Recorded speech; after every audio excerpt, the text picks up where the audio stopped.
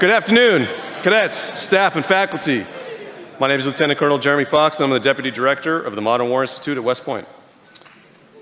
Welcome to today's Commandant Speaker Series, which seeks to connect the Corps cadets with military, business, sports, and thought leaders to explore leadership interests and topical topics of interest.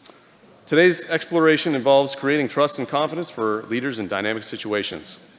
Our guest speaker today is Major Nick Dockery, a USMA class of 2011 grad, commissioned as an infantry officer and assigned to the 4th Infantry Division, where he served as a rifle platoon leader, company executive officer, and then following that as a security force advisor.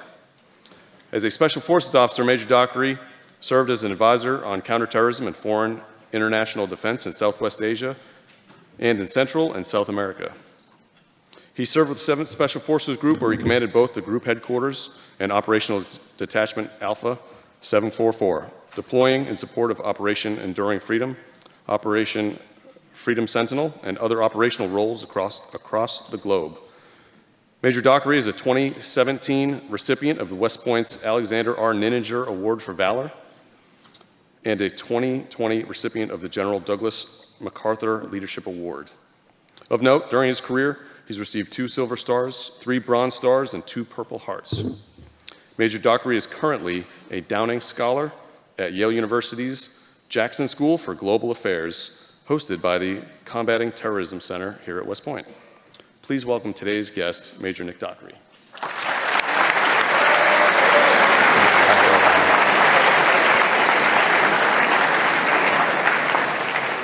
I don't know where that speaker is.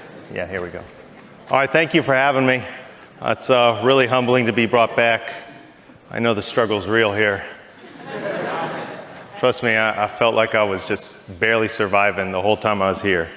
There's a lot of stuff I'd do over again, but West Point's an animal. So good on you guys. I understand most of this is the first class, right? All right, cool. It's a really exciting point. You can see the horizon, the bears behind you, some of you cows. You got a little bit further to go on here. You'll be all right. So when I got invited back, it was certainly something that was super humbling for me, and I appreciate DMI and MWI for hosting me.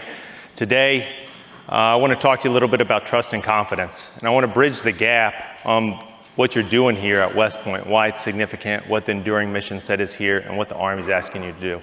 I understand at this point you guys have a little bit of exposure. Some of you might be prior service, and you understand what it's like to maybe be deployed, or you've done some CTLT, and you've had some experience with the conventional forces. But as I understand it, none of you have been second lieutenants before. And when you embark on this, there's a very special bond that you'll begin to develop with a lot of your NCO counterparts. And I'm going to talk to you today about one particular NCO that was very impacting to me. But first, I want to start with things that you guys had beat to death at this point. What is the Army going to ultimately ask you to do? It's going to ask you to deploy, fight, and win its wars. And it's going to change the way it's going to have you do that. But West Point is charged with creating leaders of character. And it's charged with creating commissioned officers that are prepared for a career of professional excellence. And they do that by focusing on education, training, and inspiration. And I'll come back to this on why that's important and what it means to me looking back 10 years in reflection. So quickly, I know Afghans, the fight of the past. And it's not your landscape. And many of you likely won't see that battlefield, but that was mine. And if I have any ability to talk to you about it, I can only speak from my experiences. So when I came out, the Afghan landscape was what I endured. And while the fight may be different for you and how you train may be different than how I trained then, I think the leadership lessons, those are timeless. So this vignette, it's dated. I know, think about what you were doing in 2012. I don't want to think about it, but this took place when I was a platoon leader. I've been a platoon leader for about three months, and I had a handful of gunfights under my belt. I felt pretty confident, overly confident, I'll admit. There does get to be a point when you get a little bit too arrogant, too fast, and you have some success. But I've been a platoon leader for about 3 months, and we often went to this valley that was part of my area of operation. And that day we had done some training with local national partner force, and from there I decided to have a quick quick meeting with some of the village elders in Kara and Shambell. And upon the conclusion of that, as we left, we ended up getting ambushed. This was something that we were prepared for. And often you are too, because the mission is to deploy, fight, and win. So this didn't surprise us. But I had a couple limitations that day. On that particular mission, I didn't have any overhead air support. I didn't have priority of fires for the 777 howitzers. And the particular terrain could be a bit spotty for communications. And usually when you kind of face a lot of risk, you try to mitigate it the best you can. And mitigation and understanding what that is, that comes from experience. So I'm going to show you a picture of what generally the terrain looked like. And don't get too fixated on the picture, other than the fact that I just want you to generally understand what the terrain looked like. So the road is pretty narrow and winding. It doesn't allow for a lot of maneuverability for vehicles, and patrolling dismounted along the eastern flank of this road right here, it silhouettes your position. It's not very tactically sound. So I take you back when we finished this engagement. We ended up coming up from the left side over here. We're going to the east side and crawling up the side of this terrain. And as we're getting into it, we got ambushed. And like I'd mentioned, I'd been in several engagements at this point, and I've been pretty successful at being able to integrate a lot of the assets and control the fight. And I felt pretty confident that day, even though that I had those limitations that I mentioned before. So almost immediately after I got back into my truck and I started collecting some reporting, I thought the one thing that I needed to do was get some sort of indirect assets to support the rear of the convoy that was taking the majority of the fight. They were getting hit with RPGs, small arms fire, heavy machine guns. And your job as an officer a majority of the time is to control as much of the tempo as the fight as you can. You're the ground force commander. That's your job, to support the frontline trace and give them assets they need when they need them. And as I was waiting for reports to come in, I decided to call the mortar section team up to my position, and I wanted to get some mortars to support the rear of the convoy. Now, the mortar section team was led by a man named Staff Sergeant Will McDowell. Staff Sergeant Will McDowell was an NCO that was just respected by my entire company. I hadn't really had a lot of opportunity to interact with him at that point, but he just had a presence about him that everybody respected. Even the platoon sergeants that outranked him respected him. And I know certainly that my squad leaders did as well. So I called Sergeant McDowell up to my position, and I said, Sergeant McDowell, I need you to put this mortar tube in, and I'm going to give you a couple of targets back on the ridgeline that I want you to engage. And he looks around and he says, hey, I can't put this mortar tube here. The base plate won't support it. And I was thinking to myself, okay. Started going through my mental process that I really wanted to get this gun into the fight. And I said, well, what if you go down here into go down the slope of this valley right here and put it in? And he said, yeah, if I find some good terrain, I can put it in there. He said, but I need to go back and I need to get my radio. And I said, no, don't worry about it. I'll give you one. And they said, well, I need somebody to go down there and escort me. And I said, I was really anxious. And I said, nah, you know what? I got a radio. I'll go down there with you. And he says, well, I need somebody to carry the mortar tubes, this bag of rounds. And I think, yeah, I'll grab those too.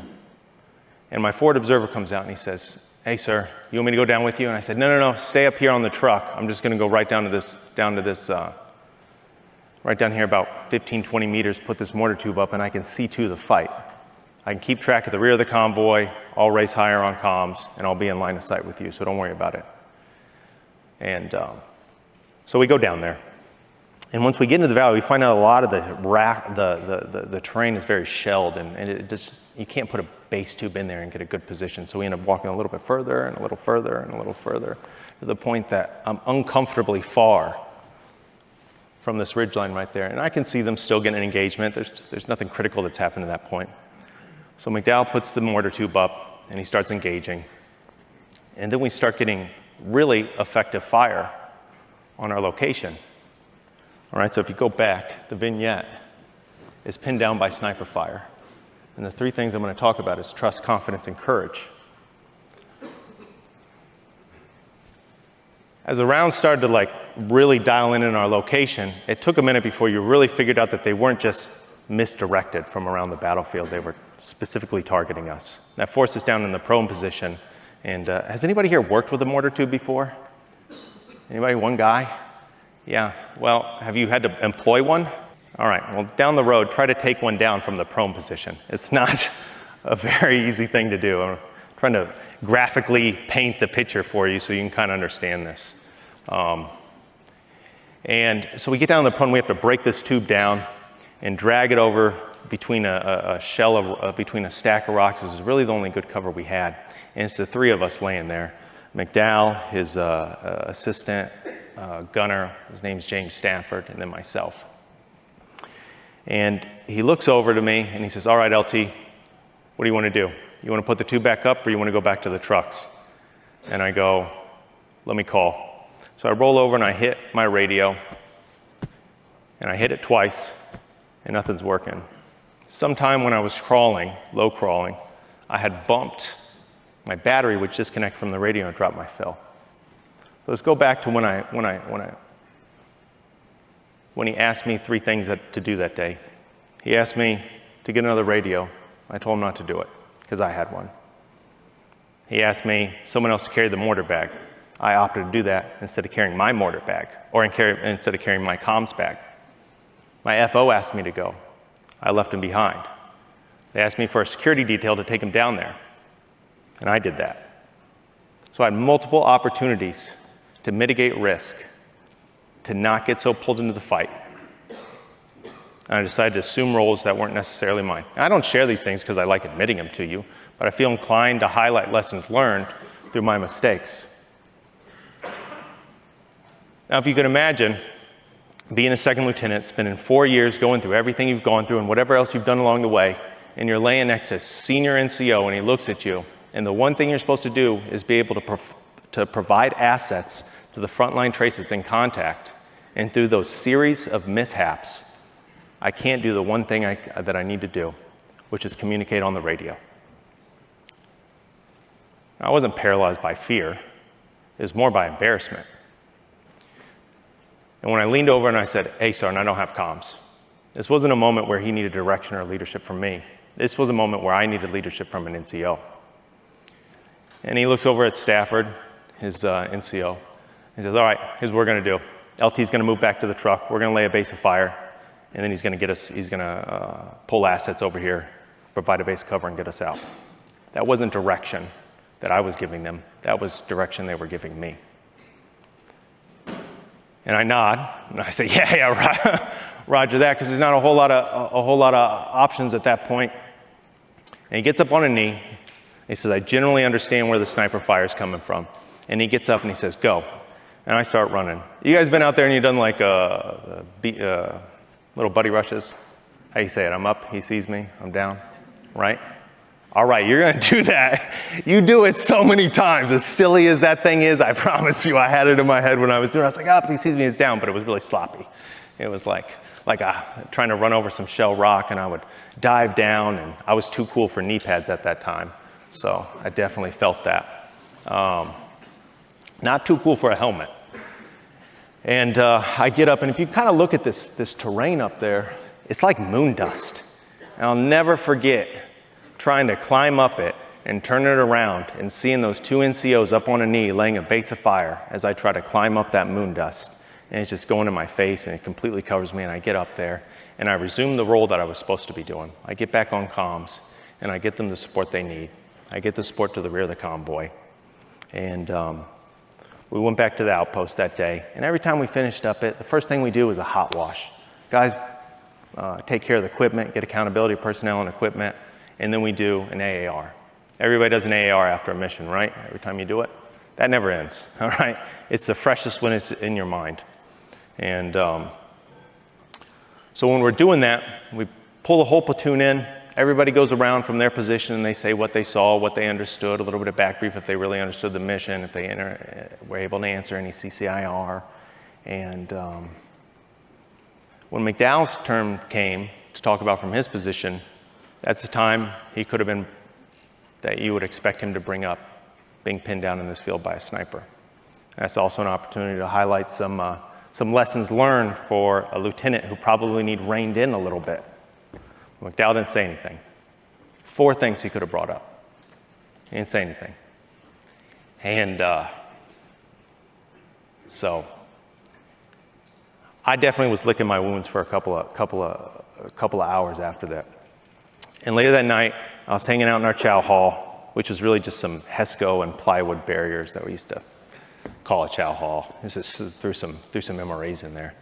I was sitting there at night watching some awful AFN show, and a couple NCOs came in. McDowell happened to be one of them. Usually people just got some food and went. McDowell saw me sitting there, and he came down and he sat next to me and started making some small talk. I thought that I was going to get this kind of like a castigating conversation from him now that we're in public. But he just kept making small talk. And, you know, how do you say in a non-awkward way, hey, I'm really sorry for almost getting you killed by a sniper today? You say that by saying awkwardly, hey, I'm sorry for almost getting you killed by a sniper today. And I awkwardly blurted that out. And I don't know if he knew it was going to come. I imagine he thought it was going to come up. But he said, hey, LT, he's like, you didn't almost get me killed by a sniper today. Maybe you almost got yourself killed by a sniper today. But this isn't the first time that I came here, or this isn't the first time that I've been in that situation. He's like, I'm here to fight, here to win. He didn't say it exactly like that. But I remember the stuff he did say near verbatim. He had this phrase that he always used to say. He used to say, you want to make an omelet, you got to break some eggs. It's just like a nice way of saying, like, if you want to do your job, you're going to make some mistakes along the way, as long as you're doing it for the right reasons. He said, I would be concerned if you knew we were going to get pinned down by a sniper, you went down there anyways, then I'd be concerned, but you didn't. You made the best decision with the information you had at the time. He's like, look, I trust you. All these other NCOs trust you too. You're all right. And if you just imagine what it was like for me climbing up that moon dust and looking around and seeing him, and then coming on the back end and building my confidence back up and having the opportunity to make me look foolish, and he didn't. To me, I learned what it was like to have your confidence restored from an NCO, what it was like to trust somebody, and what it was like to see courage under fire. That, to me, was the first time that somebody showed me what courage under fire was. And it took leadership. Now, a couple months later, my platoon and I, and again, I'm not going to belabor the Afghan fight, but this is my experience. We went to a place called Kapisa Province, Afghanistan. And I asked you guys to, and I'm not going to do a show of hands because I heard young people don't like to vote anyways.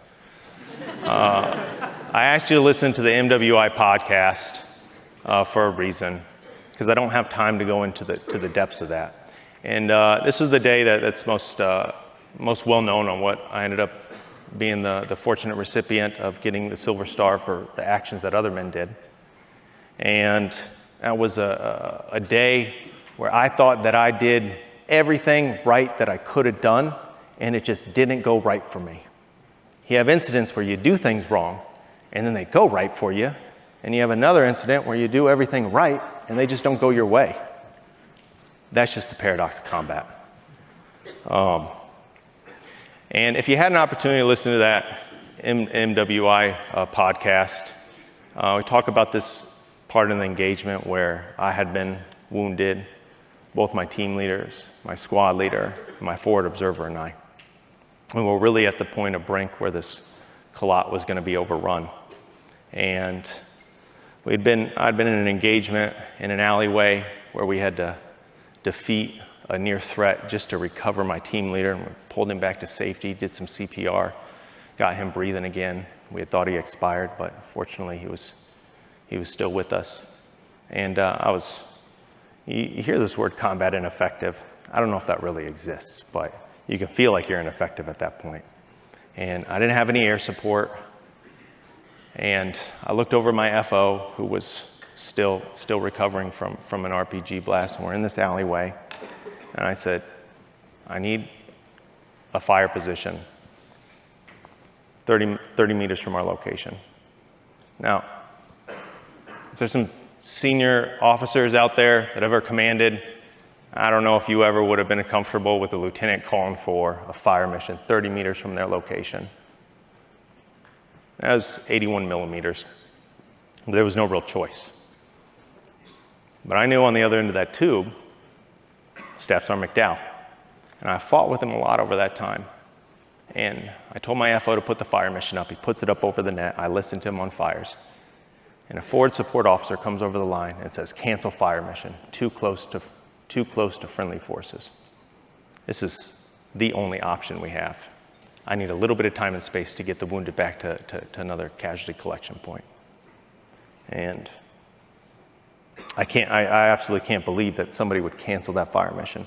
And I get back on the net and I start using some choice words on the criticality of that fire mission, to the point where the commander came over and he backed the endorsement. And but before he gave the clearance to it, my forward observer was listening to the radio and he said, shot out, which means the round went out. It came in, hit it directly where I needed it to hit. And that gave me the time and space to get the wounded back to another location, establish security. And again, for those that you listen to the podcast, well, I'm standing here today to tell the tale. And just as sure enough as I'm standing here, I'm equally as sure that it was because of that mortar round right there, in conjunction with all the valorous efforts that I'd seen from the men fighting on the battlefield that day, that I lived, and so did they. It had a meaningful impact. But what you never really get prepared for, no matter how many times you do it, is you really just don't want to see your own guys getting hurt. It's an interesting paradox that you bring so much violence, and it still impacts you on both sides. You have to get comfortable doing it, and then you got to get to the point as a leader where you got to get comfortable with seeing it being done to yourself and others. And that's also a very difficult thing. And I wouldn't say that I have ever mastered that. But I ended up medevacing a couple of my guys that day. And afterwards, probably about a couple hours after the medevac, I was hanging out on a portion of the fob, and I don't know, I was probably smoking a cigarette or something like that. Not that cigarettes are cool, but that was my coping mechanism back then, all right? Not everybody's perfect. And yeah, I was hanging out, you get a lot of peer criticism. It's always easy to Monday morning quarterback somebody that's out on an engagement. It's easy to look at AARs and think, oh, well, I would have done that, and I would have done that. And I was making decisions based off the information that I had at that time. And it's the best that I could do. And McDowell came up to me, and he had that phrase, right? You want to make an omelet, you got to break some eggs. Sometimes he used to call me Broken Egg 6. Whenever you hear me in engagement, because he's like, yeah, he's out there making some omelets. He's out there. And he came up, and we ended up chatting a little bit, and I said, hey man, I really appreciate you shooting that round. Like it was like I was asking him to do his job. And he said, look, as soon as I knew it was your call sign, nothing was going to get me to back off of that. And I trusted him and he trusted me. I get a little emotional thinking about it right now. Not because of all the consequence that could have gone down, but the level of trust and confidence. And I know I keep hitting those again, that he was going to check his data. He was going to check it once. He was going to check it over again. He was going to check it a third time to make sure that that round went exactly. Now, we don't often use 10-digit grid coordinates, but there's a time when you want a 10-digit grid coordinate, and that's the time you want a 10-digit grid coordinate. And he checked it. And I was pretty concerned on where it was going to hit. And I was huddling over my team leader at the time, trying to protect him. And when it hit, I never heard a sound that was important as that one. And him coming up and telling me that, I realized how much I had learned from him and the other NCOs at that point, that they really trusted me. They really knew I was making decisions in the best interest of the organization.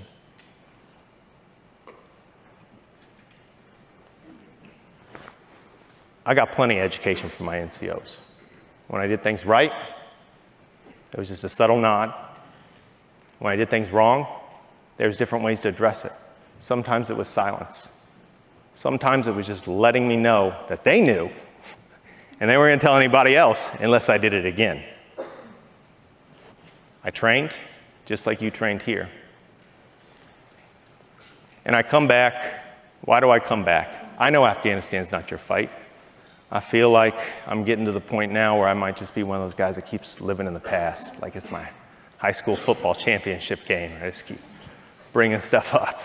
But no, it's the best I can do, because the comm and all the staff, Colonel Kelly, Colonel Fox, I got to bring guys back and gals to inspire.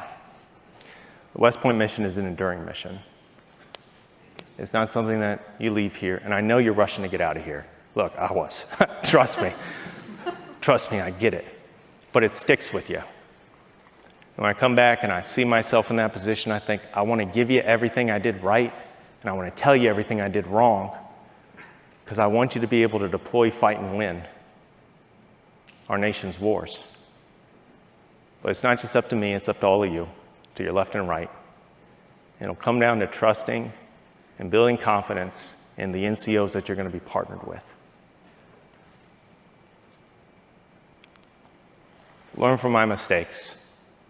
Learn your role. Focus on your role.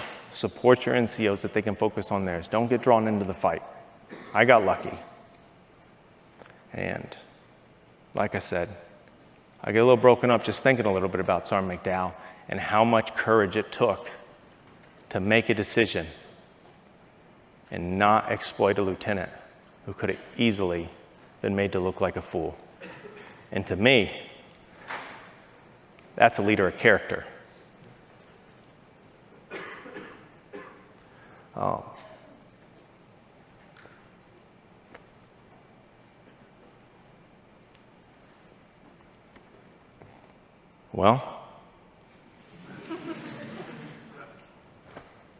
I'm going to pause right there. I suppose I could have had an off-ramp that would have let you know that I'm the end of telling my story here.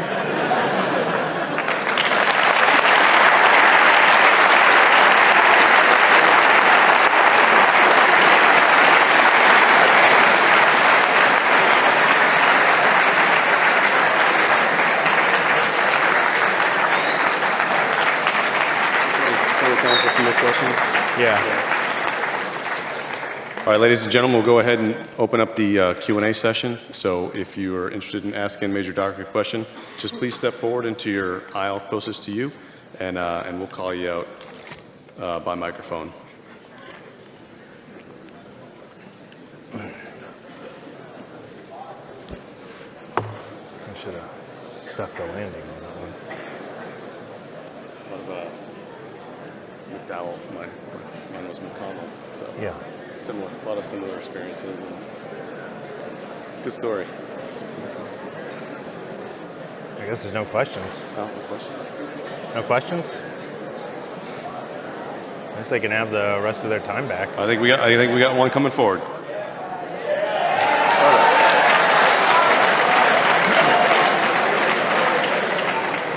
Just want to get back and get a nap in. Yeah, it's a plastic thing. I was just wondering, how do you build the trust necessary to operate in an extremist context before you actually enter your first firefight? So how do you build trust and confidence with your NCOs before you get into an engagement? Yes, sir. Well, I tell you, most of them are already more experienced than you are. So the first person that's always going to accept you, who's going to give you the hardest time, is probably your assigned partner. For many of you will be a platoon sergeant. They'll probably give you the hardest amount of time. They'll be the first one to prop up their wing and say, all right, I accept you. You're my assigned partner. Do as I do. It takes a little bit longer to get the rest of your NCOs along to believe in you. And I think the basic principles of leadership, having a strong presence, being tactically sound, being intelligent, being physically fit, being competent, treating people with respect. before I came, I asked a bunch of my, believe it or not, I still talk to people from my platoon, my first platoon to this day, quite regularly actually. And I sent them a text message and say, hey, I got to go back to West Point. Remember when I was a green behind the ears, snot-nosed second lieutenant, showed up to you guys in Afghanistan? When you looked at me, what was one thing you wish that I would have done right? And they said humility and not being their friend. I said those two things meant a lot to them. They didn't need another friend. They needed somebody to fill the role that you're supposed to fill. So, based off their feedback on what they told me, was being humble, having humility, and being a leader, not being their friend. It gets a little lonely sometimes, you know. Here you're surrounded with all your friends, which is fantastic. These are the strongest friendships you'll have your whole life. I talk to my classmates all the time, every day. But if I could sum it down to two words on that they told me, that was humility and not trying to be their friend, trying to be cool, because I thought it's what they wanted to see, making decisions that was in the best interest of the organization. Thank you, sir. You're very welcome.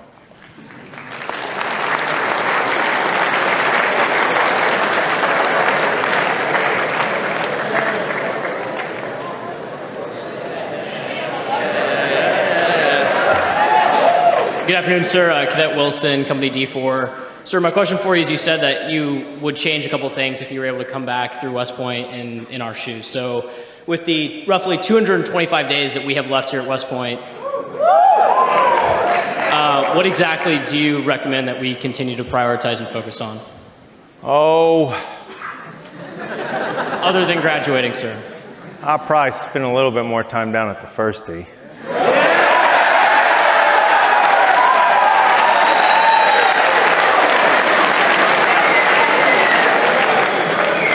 Probably gonna get hemmed up for that one, but you know, that's the truth. That place was really important to my class. I don't know if it still is. Back then it was a dive bar.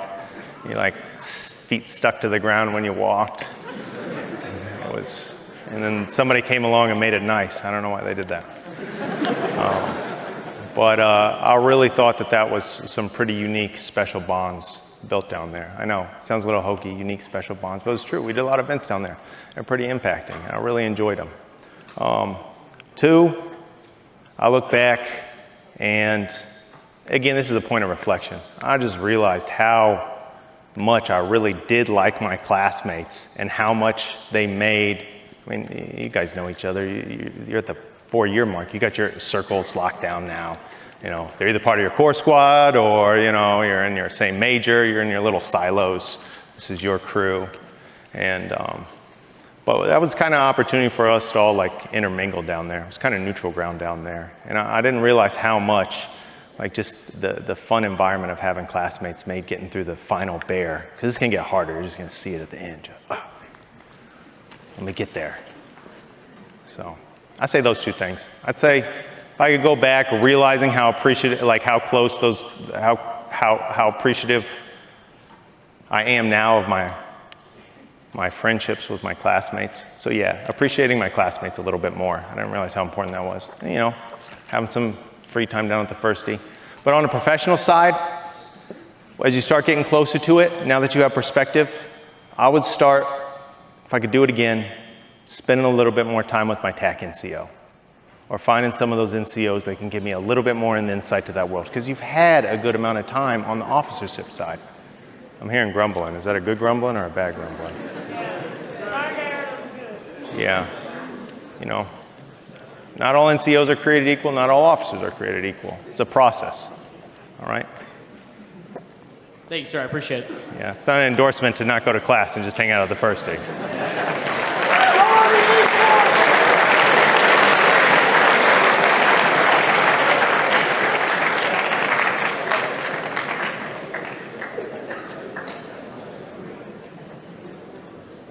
Everybody's looking around. They're like, don't be the guy. All right, ladies and gentlemen, if there's no final questions, move forward to closing comments. So the Modern War Institute publishes war books list annually. And one of our recommended books this year is Mark Galodi's Russia, A Short History, and we'd like to present this to you on behalf of the MWI staff as well as the Commandant Speaker for your Thanks for this. great job. We really appreciate it. Yes, sir. Good luck. Ladies and gentlemen, thank you for attending today's speaker series. Have a great Friday.